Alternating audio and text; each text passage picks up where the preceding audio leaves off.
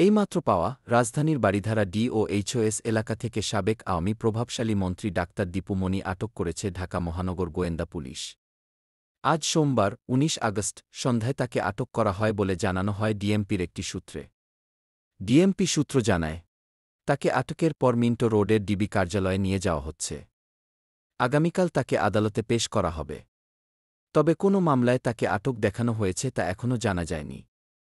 ডিবির একজন কর্মকর্তা জানান, চাঁদপুরে তার বিরুদ্ধে একটি মামলা রয়েছে, তবে কোনো নির্দিষ্ট মামলায় তাকে গ্রেপ্তার করা হবে তা স্পষ্ট নয়। ডাক্তার দীপু মনি এর আগে শিক্ষামন্ত্রী ছিলেন এবং ২০০৯ সালে বাংলাদেশের প্রথম মহিলা পররাষ্ট্রমন্ত্রী ছিলেন।